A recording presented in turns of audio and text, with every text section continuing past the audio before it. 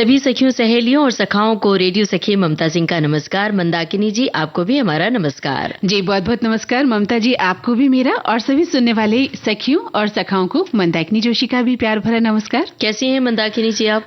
मैं तो बहुत अच्छी हूँ और ये भी चाहती हूँ ममता जी कि आप भी बहुत अच्छी रहें और हमारी सखियाँ और जो सखा हैं वो भी चुस्त और दुरुस्त रहें। बिल्कुल सही कहा आपने। वैसे अगर हम महिलाएं चुस्त दुरुस्त ना रहें तो जिंदगी रूपी गाड़ी का पहिया आगे खींचना बड़ा मुश्किल हो जाए। चाहे घर हो, खेत खलियान हो या फिर अपना कार्य क्षेत्र हो, यानी कोई भी क्षेत्र हो, महिला हर कदम पर बढ़ चढ़कर आगे बढ़ रही है। जी हाँ, बिल्कुल सही कहा आपने। तभी तो आज फिल्मों की अगर बात की जाए, घर गृहस्थी की बात की जाए, व्यापार की बात की जाए या फिर अंतरिक्ष की बात की जाए, महिलाओं की भागीदारी तो हर जगह है।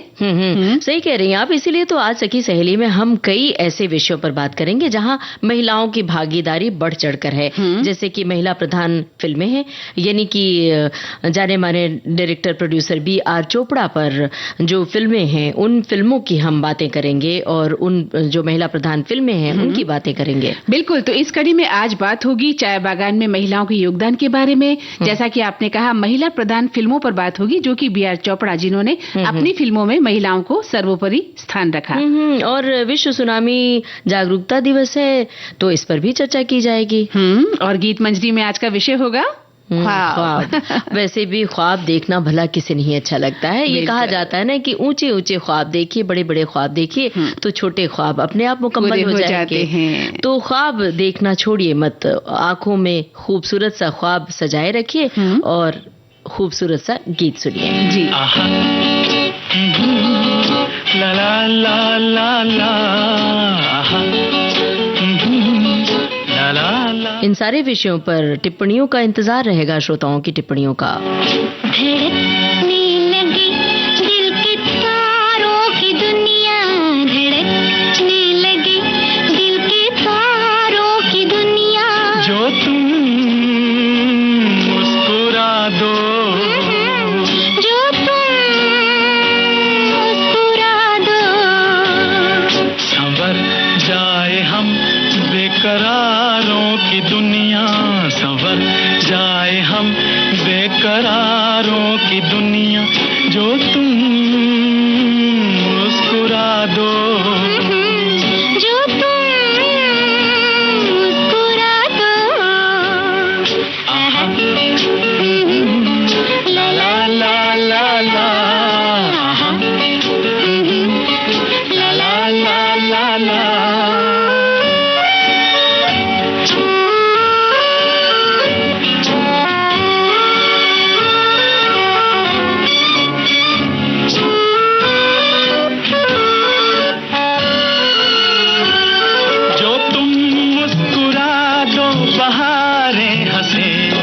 सितारों की उजली कतारें हंसे, जो तुम मुस्कुरा दो नजारे हंसी, जवां धड़कनों के इशारे हंसी, जवां धड़कनों के इशारे हंसी। धड़कने लगी दिल के तारों की दुनिया, संवर जाए हम बेकरारों की दुनिया। जो तुम मुस्कुरा दो, जो तुम मुस्कुरा दो। आहा, ला ला ला ला ला, ला ला ला ला ला।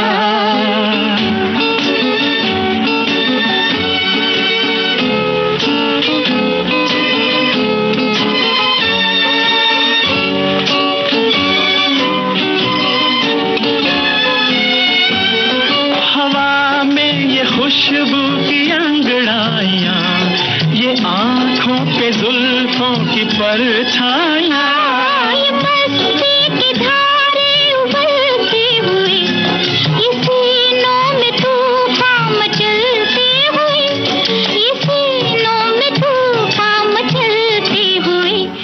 धड़कने लगी दिल के तारों की दुनिया, संवर जाए हम बेकरारों की दुनिया। जो तुम मुस्कुरा दो, ना ना, जो तुम मुस्कुरा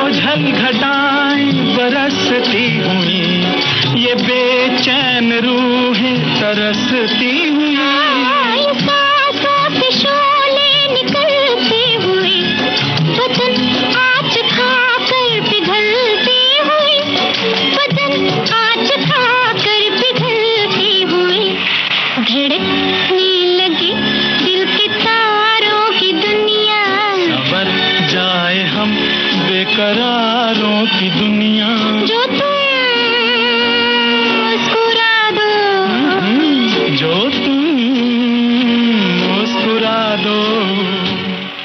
आहा, ला ला ला ला ला। महिला प्रधान फिल्मों के चितेरे थे B.R. चोपड़ा और उन्हीं की फिल्म का ये गाना भी था, धूल का फूल। फिल्म का गाना आशा भोसले और महेंद्र कपूर की आवाजें थी, साहिल लुधियानवी के बोल, एन दत्ता का संगीत था। तो ममता जी, हमारे श्रोताओं ने तो लिखना शुरू कर दिया है। एक श्रोता लिखते हैं कि B.R. चोपड़ा ने एक से बढ़कर एक फिल्मों का निर्माण किया और बहुत मनोरंजन भी किया। इन्हीं फिल्मों में साधना, कानून, गुमराह और हमराज जैसी सुपरहिट फिल्में थी और बहुत सारी फिल्में जिनमें समाज को संदेश देने वाली होती थी और उन्होंने अपने दर्शकों को हर बार कुछ नया दिया। और इसी बात को ध्यान में रखते हुए उन्होंने कानून जैसी एक फिल्म जो कि प्रयोगात्मक फिल्म का निर्माण किया था और ये एक नया प्रयोग था। बिल्कुल सही इन्होंने लिखा है। एक श्रोता की टिप्पणी आई है, लिखा है कि B.R. चोपड़ा की फिल्मों में हमेशा से कई ज्वलंत मुद्दों को उठाया जाता है, जैसे कि यौन कर्मियों के पुनर्वास और उन्हें वस्तुओं की तरह मानने वाले समाज में उनकी गरिमा बनाए रखने की उनकी खोज से निपटते हुए B.R. चोपड़ा ने एक महिला की कहानी का उपयोग करके उनके दोहरे रवैयों को उजागर किया है। वो झिझक, वो आंतरिक संघर्ष जिससे वो एक ऐसी भूमिका में फिट हो जाती है जिसका उसे कोई अनुभव नहीं है, उसे वैजयंती माला ने कुशलता से अपनाया। एन दत्ता का संगीत और साहिर के गीत इस यात्रा को आकार देने में बड़ी भूमिका निभाते हैं। बिल्कुल सही कह रहे हैं। देखिए, देखा जाए तो ममता जी, जो महिलाएं हैं वो सिर्फ घर के कामों तक अब सीमित नहीं है, बिल्कुल, बल्कि वे रूढ़िवादिता और परंपराओं और पितृसत्तात्मक सोच को तोड़ भी रही हैं। और अपने सालों के इतिहास में देखा जाए तो हमने महिला किरदारों को कई रूप और कई आकार लेते हुए देखा भी तो है। हाँ बिल्कुल, जैसे कि त्याग करने वाली माँ से लेकर मुसीबत में फंसी युवती और वहां से अपनी किस्मत खुद तय करने वाली महिला तक। ये बदलाव धीमा है लेकिन बहुत ही ज्वलंत है, धीमा होते हुए भी बहुत तेज गति से। आज का जो युग है उसमें महिलाएं बाकायदा सिर्फ घुटन और टूटन में नहीं जी रही हैं, बल्कि वो अपनी मुसीबतों का विद्रोह भी कर रही है, विरोध भी कर रही है, सामना भी कर रही है उनका। और अगर स्क्रीन पर बात की जाए तो सशक्त महिलाओं का किरदार भी लगातार बढ़ रहा है। और आज हम जैसे याद कर रहे हैं B.R. चोपड़ा साहब को, उन्होंने कई सफल फिल्में बनाई जिसमें साधना, धूल का फूल, धर्मपुत्र, हमराज, निकाह और तवाइफ जैसी अनेकानेक फिल्में थी जो महिला प्रधान फिल्में थी।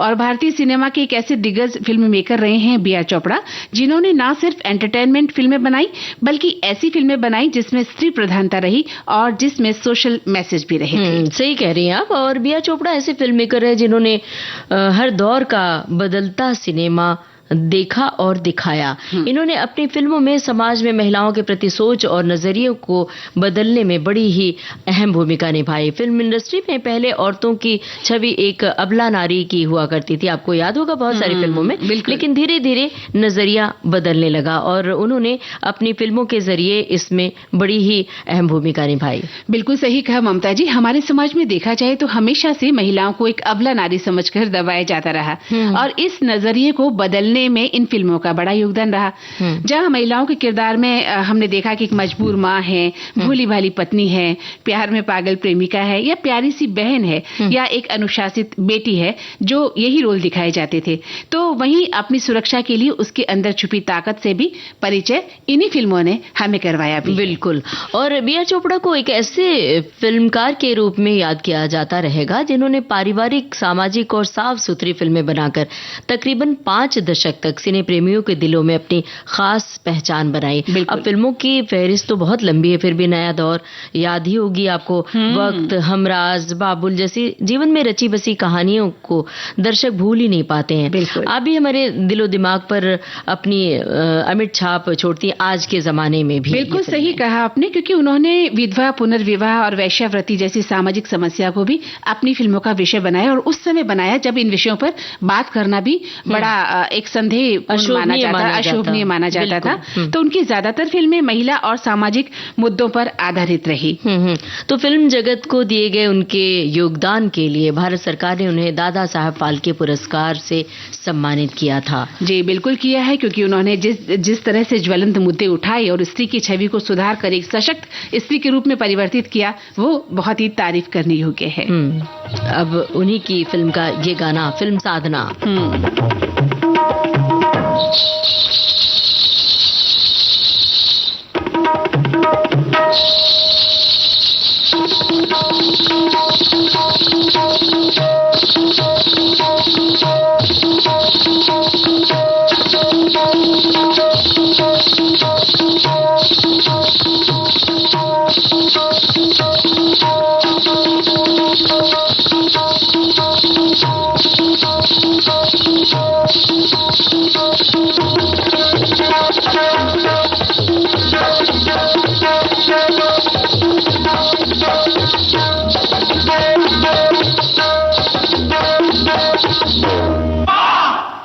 कहो जी तुम क्या क्या,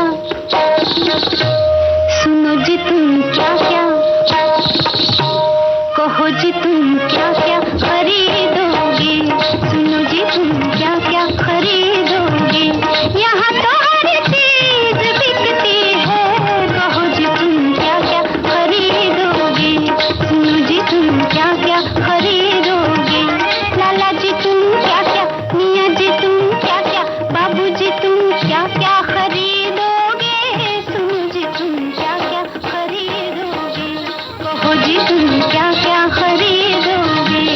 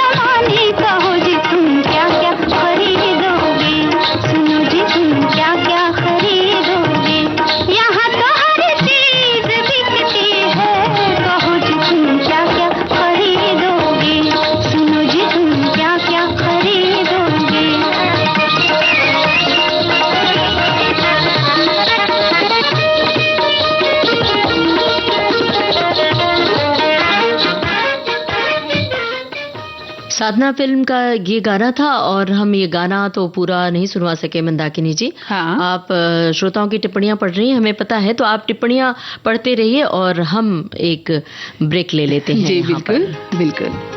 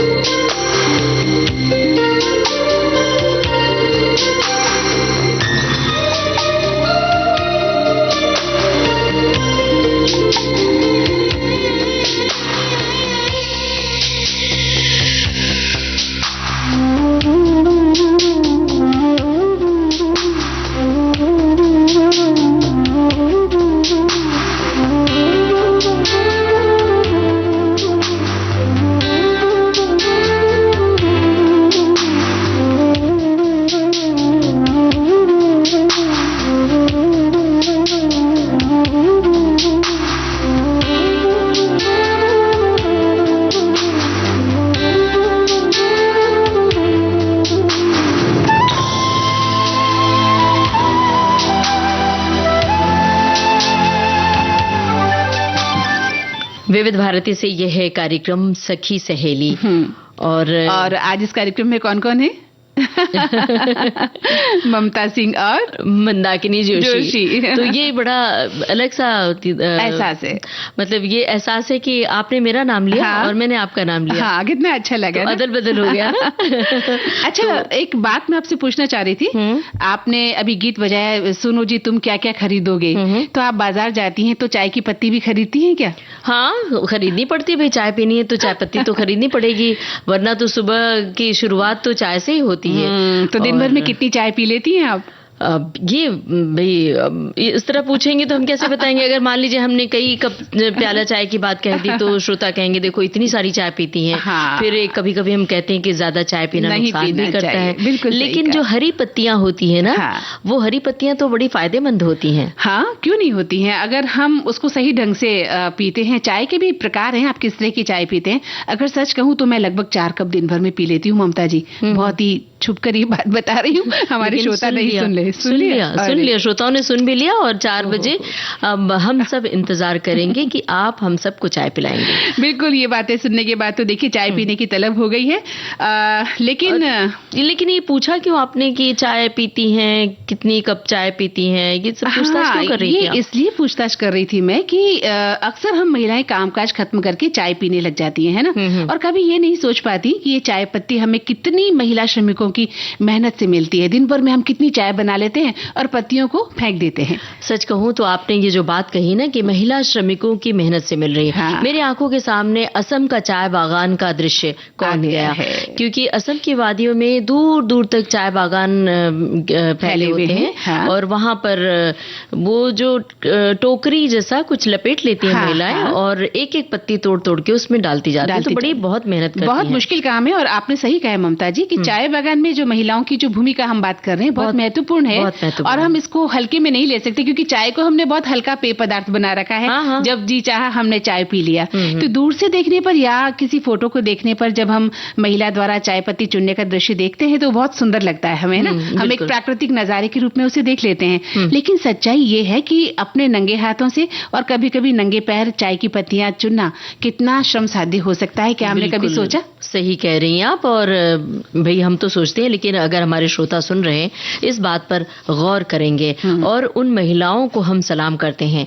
चाय की पत्तियों को तोड़ने के काम में ये महिला श्रमिक पूरे पूरे दिन खड़ी भी रहती हैं, चाहे चिलचिलाती धूप हो या फिर बारिश हो। जहां वे चाय की पत्तियां तोड़ती हैं उससे पहले वो अपने घर के जो जरूरी काम होते हैं उसे भी पूरा करके ही आती हैं चाय बागान में। ये महिलाएं पूरे दिन समूह में रहकर चाय की पत्तियां तोड़ती हैं। वे सिर्फ कोमल पत्तियां ही नहीं तोड़ती बल्कि काम करते समय आने वाले अनावश्यक जो लताएं होती हैं, उनको खरपतवार होते हैं, खरपतवार को भी हटाती चलती हैं। बड़ा मुश्किल काम है ये, किसी खरपतवार को काटना, उसे हटाना, क्योंकि उसमें कांटे भी होते हैं जो आपके हाथों में चुभते हैं और हाथ भी लहूलुहान हो सकते हैं। धीरज का काम है, बहुत धैर्य का काम है और बहुत मेहनत का काम है। तो चाय बागानों में काम करने वाली जो महिलाएं हैं या गृहिणियां हैं, घर की अनगिनत काम करती हैं ममता जी, ठीक आपकी और मेरी तरह। तो चाय बागानों में रोजाना मतलब आप अनगिनत काम करती हैं। अच्छा हुआ बातों बातों में बता दिया। बिल्कुल करते हैं, क्योंकि घर का काम तो करना ही पड़ता है। सही कह रहे हैं। दोहरी तेहरी जिम्मेदारियों से हर महिला जूझती है। अभी ये इसलिए हम नहीं कह रहे कि हम दोनों महिलाएं हैं इसलिए महिलाओं की तारीफ या गुणगान करने बैठे, सच्चाई है, सच्चाई श्रोताओं तक पहुंचा रहे हैं।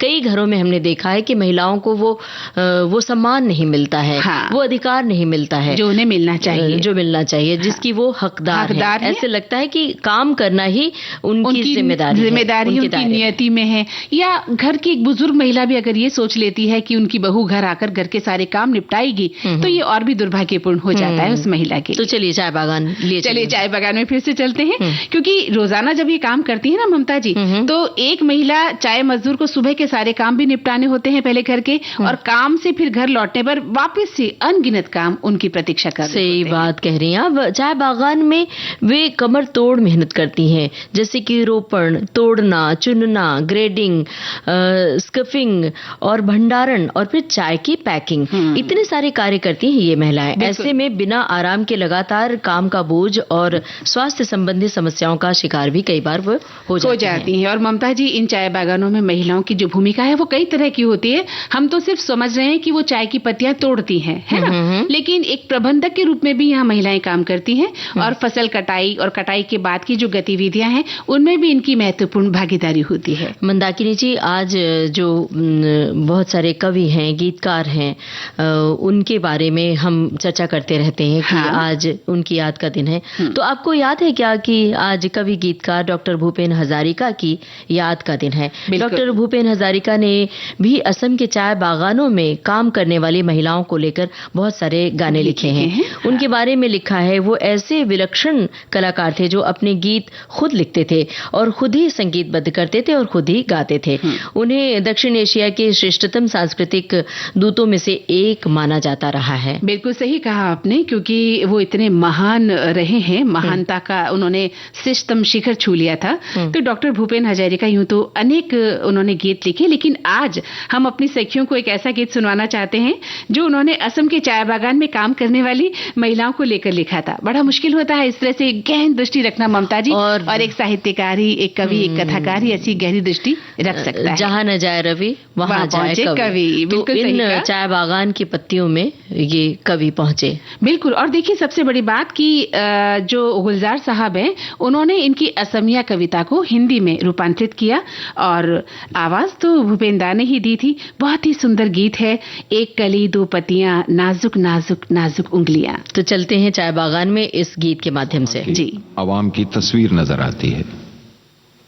वो तस्वीर मजमूई भी है, इनफरादी भी, यानी कलेक्टिव भी है, इंडिविजुअल भी। एक पूरा लैंडस्केप है और उसमें एक अकेला रिप्रेजेंटेटिव मजदूर, नुमाइंदा मजदूर, चाहे वो माहीगीर हो, रमैया मछेरा और उसकी रमणी हो, या पालकी उठाने वाला अपने साथियों के साथ डोला उठाया जा रहा हो, या रतनपुर के बागीचे में चाय की पत्तियां तोड़ती हुई लक्ष्मी और उसका जुगनू। क्या ऐसा नहीं लगता कि भूपेन हजारिका सिर्फ कविता नहीं गा रहे, आसाम का कल्चर गुनगुना रहे हैं?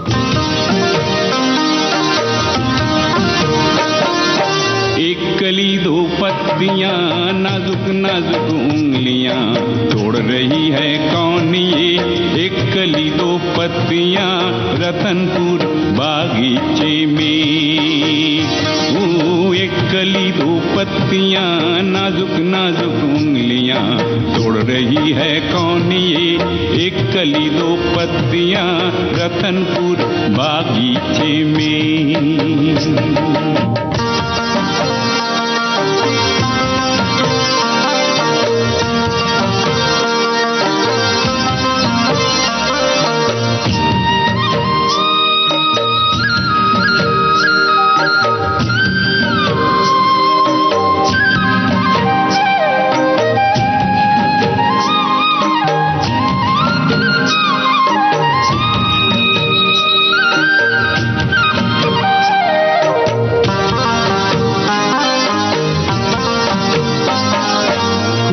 खिलखिलाती सावन बरसाती, हंस रही है कौन ये? मोगरी जगाती, ओ मोगरी जगाती।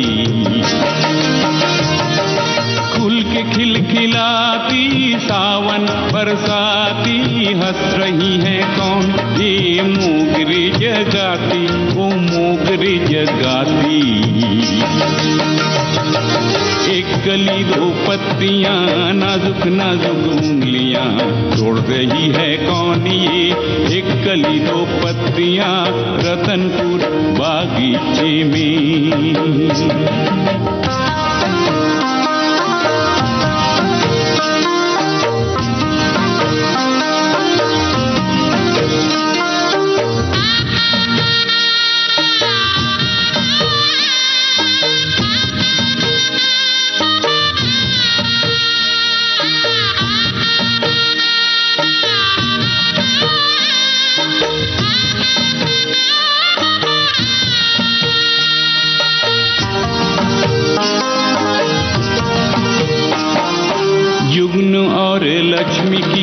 लगन ऐसी आई, डाली डाली झूमी, लेके अंगड़ाई, ओ लेके अंगड़ाई।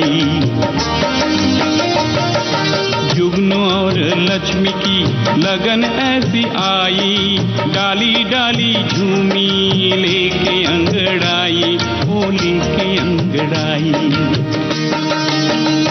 ओ एक कली दो पत्तियां, नाजुक नाजुक उंगलियां, तोड़ रही है कौन ये? एक कली दो पत्तियां, रतनपुर बागीचे में।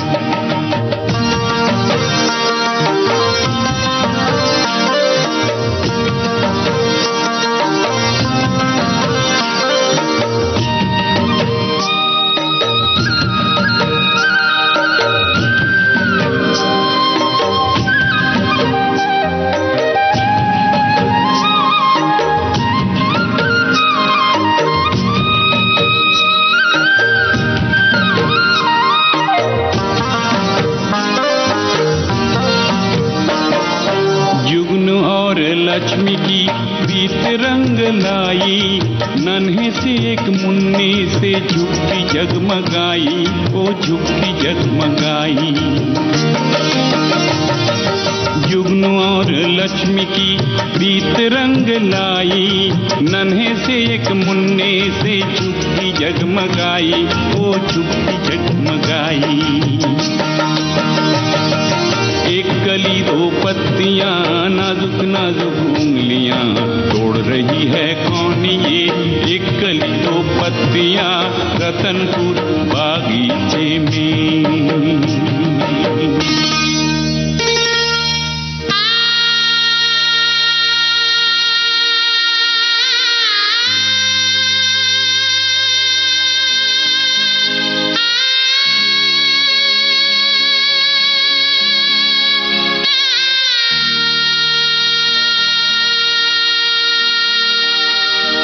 एक कली दो पत्तियां, खिलने भी ना पाई थी, तोड़ने उस बागीचे में दानव आया रे, ओ दानव आया रे। दानव की परछाई में कांप रही थी पत्तियां, बुझने लगी मासूम कली, दानव की परछाई में, दानव की परछाई में। मैं और मेरा साया फिल्म का गाना था। भूपेन हजारिका की आवाज थी, गुलजार के बोल थे और संगीतकार भूपेन हजारिका। और अब एक अंतराल लेना होगा ममता जी। बिल्कुल।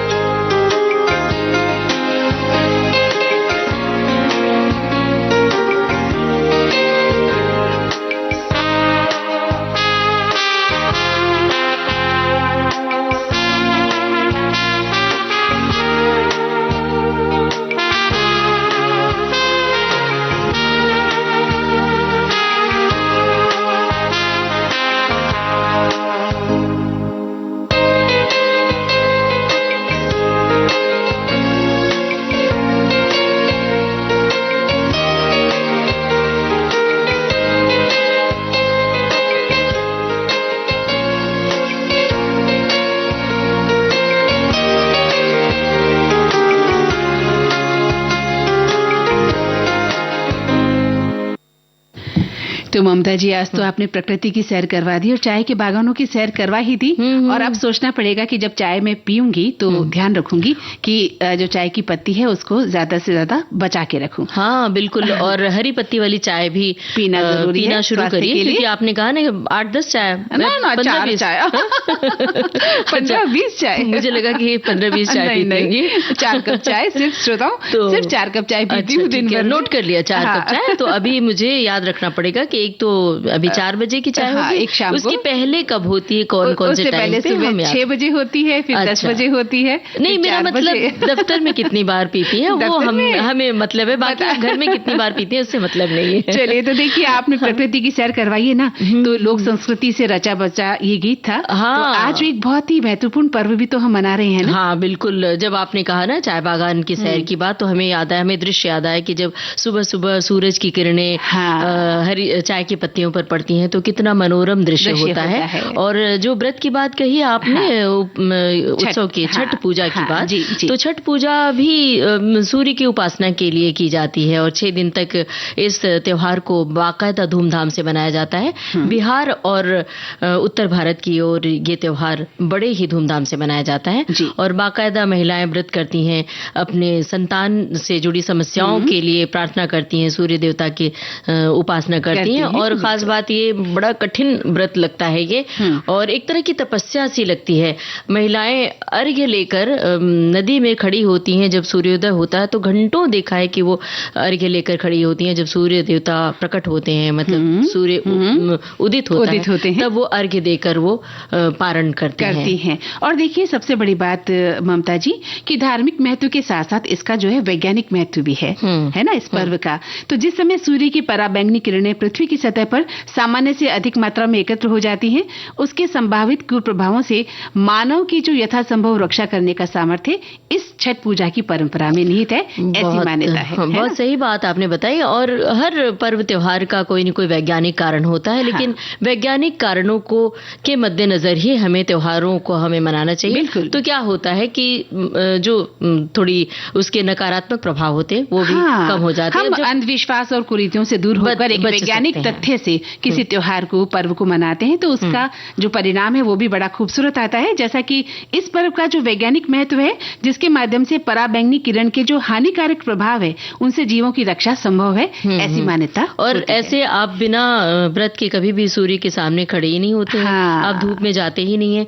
तो ये सब तो महत्व है, ये वैज्ञानिक कारण है। और जब छठ पूजा की बात आती है मंदाकिनी जी, तो एक नाम है, एक आवाज है, एक सोंधी सी आवाज है, सोंधा सा स्वर है, वो हमारे कानों में गूंजने लगता है। वो है शारदा सिन्हा, जिन्हें हम लोग गायिका के रूप में जानते हैं, पद्मश्री से सम्मानित है।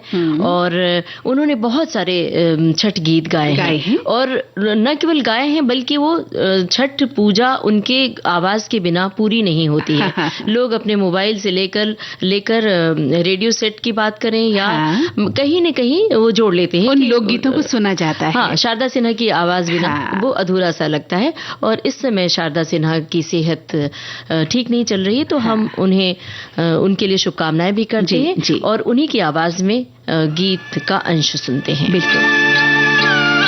फिल्म है मैंने प्यार किया, शारदा सिन्हा की आवाज है, असद भोपाली के बोल हैं, राम लक्ष्मण का संगीत है।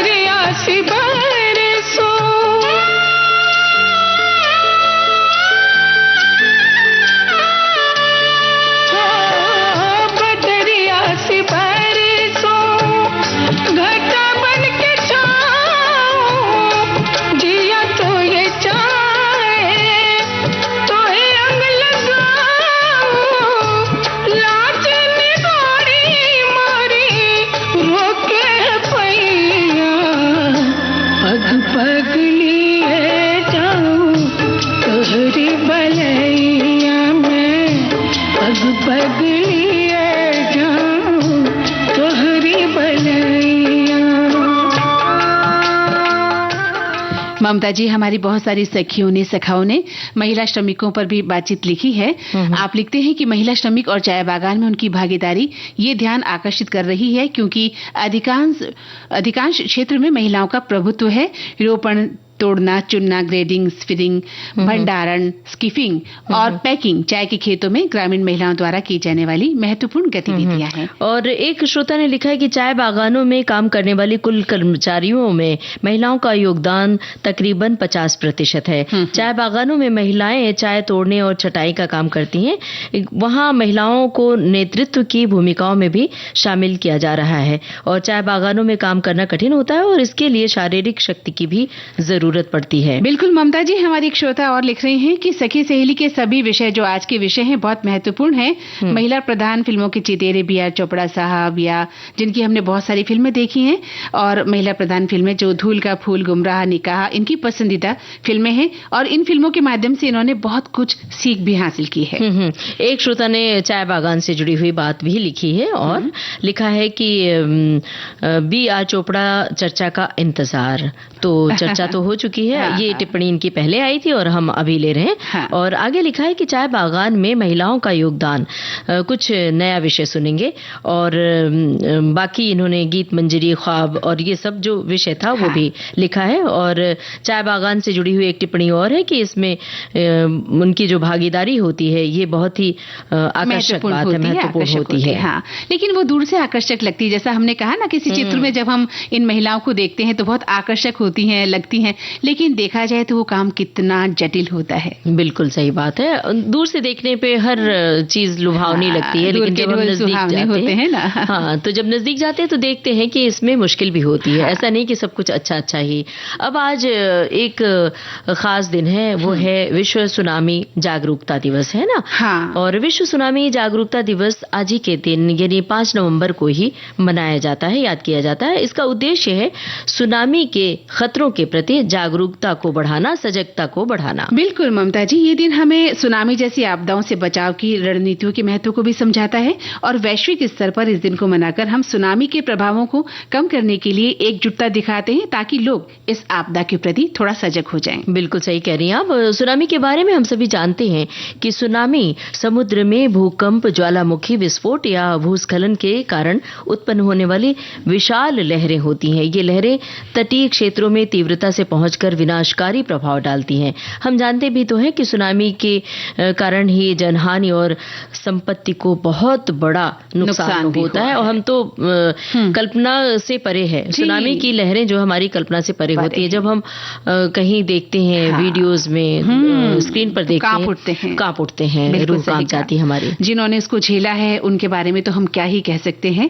तो आज का ये जो दिन है ममता जी, उन लोगों को श्रद्धांजलि देने के लिए ही है जो सुनामी के कारण प्रभावित हुए थे।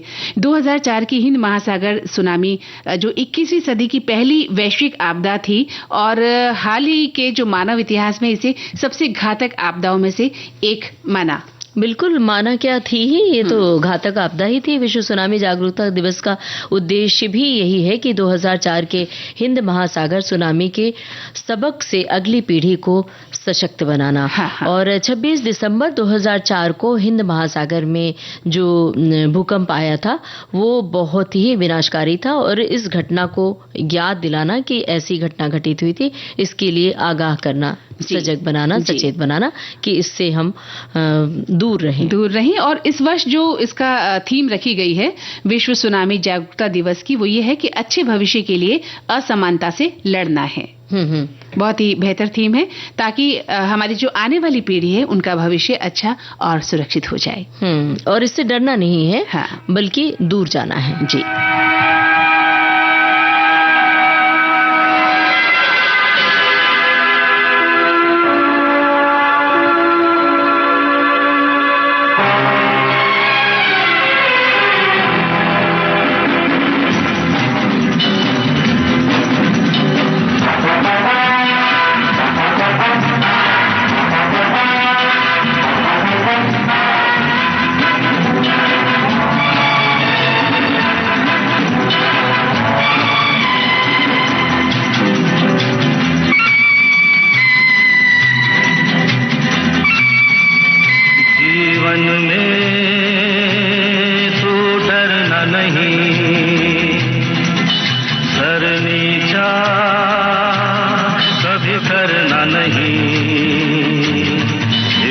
वाले को मरना नहीं, मरना नहीं,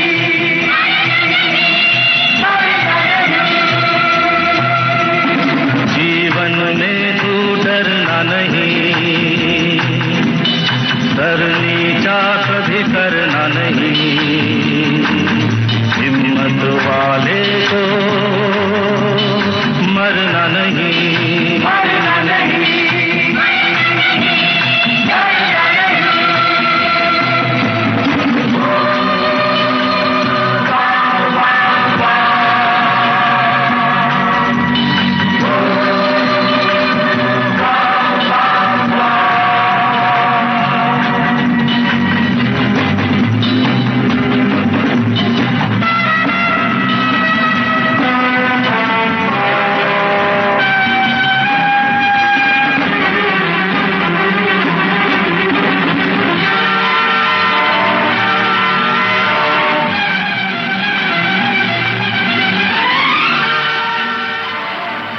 तो सुनामी से जुड़ी हुई बहुत सारी टिप्पणियां मंदाकिनी जी आ रही हैं। एक श्रोता ने लिखा है कि सुनामी पानी के नीचे की गड़बड़ी से उत्पन्न विशाल लहरों की एक श्रृंखला है, और एक श्रोता ने लिखा है कि सुनामी भाई ग्लोबल वार्मिंग के चलते समुद्र तटीय समुद्री तूफान को सुनामी कहा जाता है। इससे समुद्र तटवर्ती क्षेत्रों में तूफान की तीव्रता से भारी तबाही हुई है। आगे भी कुछ लिखा है इन्होंने। हाँ, लिख रहे हैं कि ऐसा नहीं कि तूफान पहले नहीं आते रहे, अरे तूफान का तो समुद्र से नाता ही है, इससे ही तो वर्षा ऋतु जैसे मौसमों का प्राकृतिक निर्माण होता है। किंतु ये जब ग्लोबल वार्मिंग के दंश से विद्रूपित होते हैं तब अपने रौद्र रूप के फलस्वरूप तबाही पैदा करते हैं, और ये तबाही आजकल इतना अधिक हो जाती है कि उनके बचाव की पहले से ही तैयारी करनी पड़ती है। तो अगर मौसम विभाग की जानकारी के हिसाब से तटवर्तीय अलर्ट समय पर जारी किए जाते हैं तो हम विनाश से बच भी जाते हैं। तो आज का ये दिवस उसी दिन को, उसी बात को समर्पित है ताकि तटीय इलाकों में कम से कम क्षति हो सके। बिल्कुल सही बात है। और जगह जगह जब खतरे का अंदेशा होता है तो बोर्ड लगे होते हैं। कई बार ऐसे भी समुद्र तट पर जब लोग जाते हैं मौज मस्ती के लिए, सैलानी जाते हैं, तो वहां पर बोर्ड लगे रहते हैं कि यहाँ पर खतरा है, यहाँ आप इस सीमा से आगे न जाएं। लेकिन लोग उसको तख्ती को नजरअंदाज करते हैं, तो वही वो खतरे से खेलते हैं। तो फिर दुर्घटना का शिकार होते हैं ना। जो घटनाएं हम पढ़ते हैं, देखते हैं कि फला व्यक्ति डूब गया या पानी में चला गया, वो इसी घटना के तहत होता है, इसी लापरवाही के तहत होता है। एक श्रोता लिख रहे हैं कि सुनामी पानी के नीचे की गड़बड़ी से उत्पन्न विशाल लहरों की एक श्रृंखला है जो आमतौर पर समुद्र के नीचे या उसके पास होने वाले भूकंपों से जुड़ी होती है। ज्वालामुखी विस्फोट और तटीय चट्टान गिरने से भी सुनामी उत्पन्न हो सकती है, जैसे कि समुद्र से टकराने वाला कोई बड़ा क्षुद्र ग्रह, और वे समुद्र तल की ऊर्ध्वाधर गति से उत्पन्न होते हैं, जिसके कारण भारी मात्रा में पानी का विस्थापन होता है। और देखिए मंदाकिनी जी, ये तो सुनामी के बारे में हमारे श्रोताओं की टिप्पणियां थी। एक श्रोता ने, जब हम चाय बागान की बात कर रहे थे, तो उस पर भी एक श्रोता ने लिखा है कि हिमाचल प्रदेश का कांगड़ा जिला, जो राज्य के अधिकांश चाय बागानों का घर है, ग्रामीण महिलाओं की सामाजिक आर्थिक स्थिति पर चाय खेती क्षेत्र के प्रभाव पर एक अध्ययन का केंद्र बिंदु रहा है। प्रासंगिक डेटा एकत्र करने के लिए एक साक्षात्कार अनुसूची का उपयोग किया गया है, जिसे तब उपयुक्त विश्लेषणात्मक तकनीकों का उपयोग करके सारणीबद्ध विश्लेषण किया गया। तो इस जानकारी के लिए इनका हम खास तौर से शुक्रिया अदा कर रहे हैं कि बहुत अच्छी जानकारी। और एक बात और यहाँ पर कहते चलें कि ऐसी आपके प्रदेश में ऐसी कोई अलग से जानकारी आपको हासिल होती है तो आप विविध भारती के फेसबुक पेज पर जाकर टिप्पणी किया करिए, ताकि हमारे अन्य श्रोताओं को भी आपके राज्य के बारे में पता चल सके। जी, और अब समय क्या है देखिए ना ममता जी। देख रही हूँ, आप तो देख ही रही हैं, मैं भी देख रही हूँ। आज गीत मंजरी का समय आ गया है, और गीत मंजरी में आज हम क्या देखेंगे? ख्वाब। तो चलिए ख्वाब देखें। बिल्कुल, देखते हैं। ख्वाब सिर्फ वो नहीं है जिसे हम नींद के हालात में देख लेते हैं, उससे गुजर जाते हैं, बल्कि जागते हुए भी हम जिंदगी का एक बड़ा हिस्सा रंग बिरंगे ख्वाबों में गुजारते हैं। आंखें खुली तो जाग उठी हसरतें तमाम, उसको भी खो दिया जिसे पाया था ख्वाब में। क्या बात है, क्या बात है। तो अब ख्वाब की बात चली है, तो ख्वाब वाला गाना भी तो सुनना है। बिल्कुल, तो सुनते हैं ये गाना। ये चीज खास मैंने उस अनजान देवी के नाम लिखी है जो शायद कहीं किसी जिंदगी के मोड़ पर मेरा इंतजार कर रही है, या यूं समझिए कि मैं उसका इंतजार कर रहा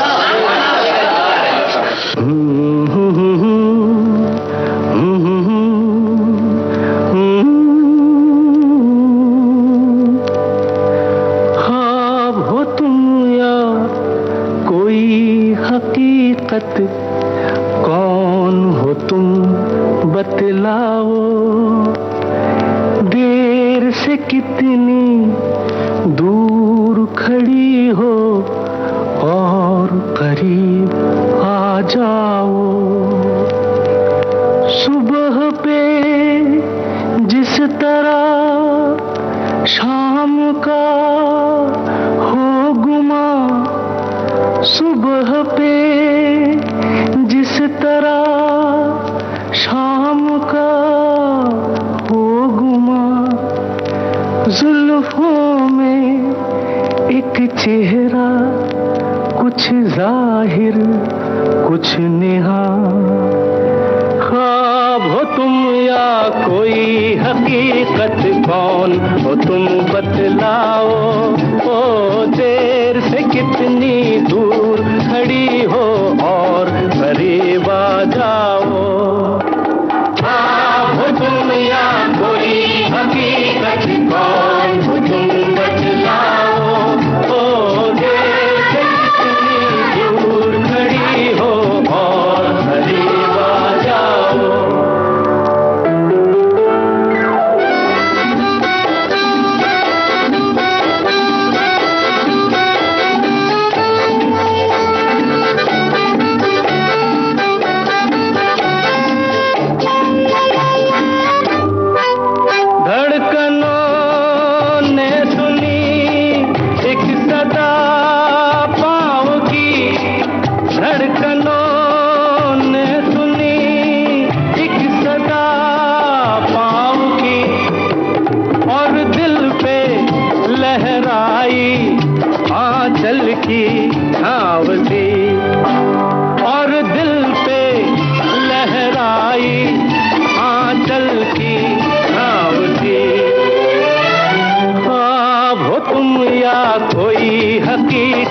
कौन हो तुम बतलाओ।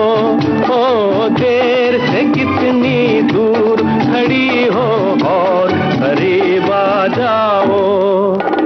ख्वाब हो तुम या कोई हकीकत, कौन हो तुम बतलाओ। ओ देर से कितनी दूर खड़ी हो और करीब आ जाओ।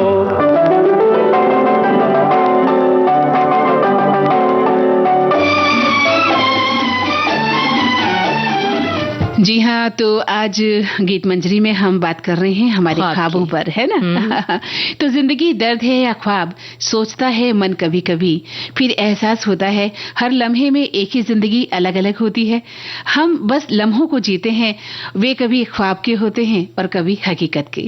तो ऐसा भी कभी हो मैं जिसे ख्वाब में देखूं, ऐसा भी कभी हो मैं जिसे ख्वाब में देखूं, जागूं तो वही ख्वाब की ताबीर बन जाए। क्या बात है भाई, क्या बात है। जिंदगी दर्द है या ख्वाब, देखते हैं इस गाने में क्या है।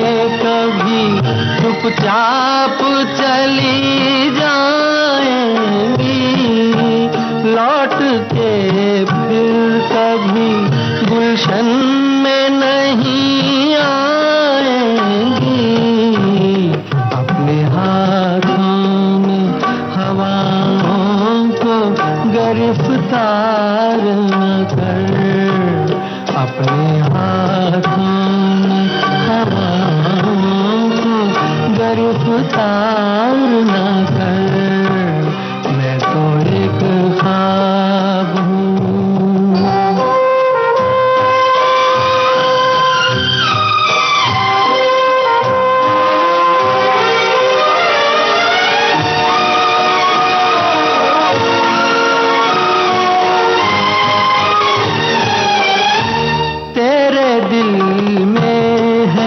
मोहब्बत के भड़कते शोले अपने सीने में छुपा ले, ये भड़कते शोले। इस तरह प्यार को रुसवा सरे बाजार न कर, इस तरह प्यार को रुसवा सरे बाजार न कर, मैं तो एक ख्वाब हूँ।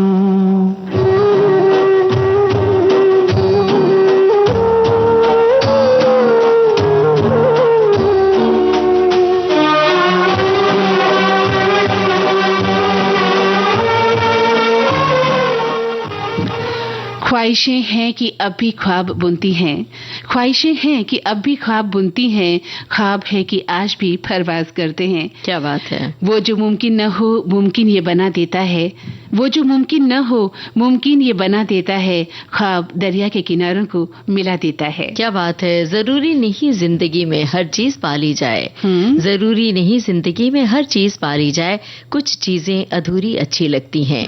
जिसे मिल जाए सब कुछ उसे तो जन्नत भी अच्छी नहीं लगती। ख्वाब सा था साथ तुम्हारा, ख्वाब ही बन के रह गया। वाह, बहुत खूब।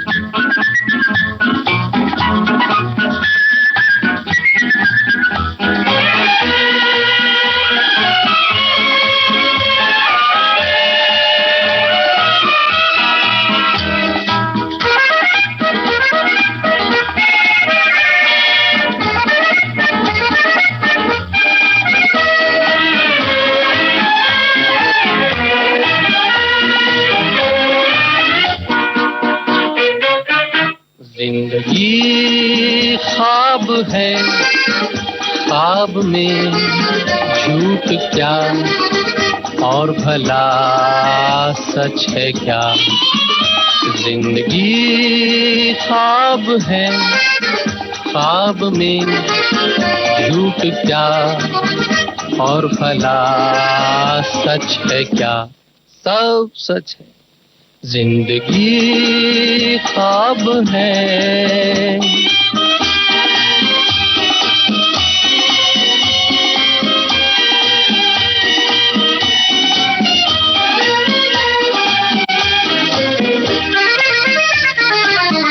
दिल ने हमसे जो कहा हमने वैसा ही किया, दिल ने हमसे जो कहा हमने वैसा ही किया। फिर कभी फुर्सत से सोचेंगे बुरा था या भला। जिंदगी ख्वाब है, ख्वाब में झूठ क्या और भला सच है क्या। जिंदगी ख्वाब है।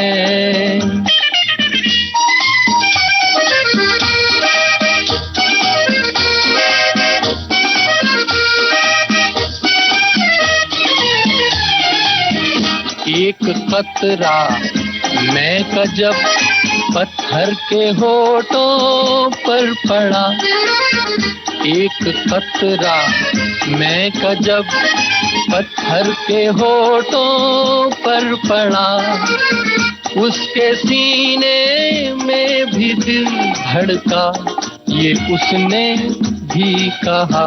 क्या जिंदगी ख्वाब है, ख्वाब में तो ममता जी, जिंदगी तो ख्वाब है और ख्वाब में क्या झूठ और क्या सच, ये बात तो मुकेश जी ने कही थी है। सब कुछ सच लगता है। मुकेश जी की आवाज थी, सलील चौधरी का संगीत था और ऐसा लगता है कि ख्वाब कभी टूटे ही ना। जी बिल्कुल, फिल्म का नाम था जागते रहो। तो अब हमें भी जागना होगा और घड़ी की तरफ देखना होगा। बिल्कुल, हम घड़ी की ओर देख रहे हैं। तो अब श्रोताओं से लेते हैं इजाजत। आप सभी को ममता सिंह और मंदाकिनी जोशी का नमस्कार।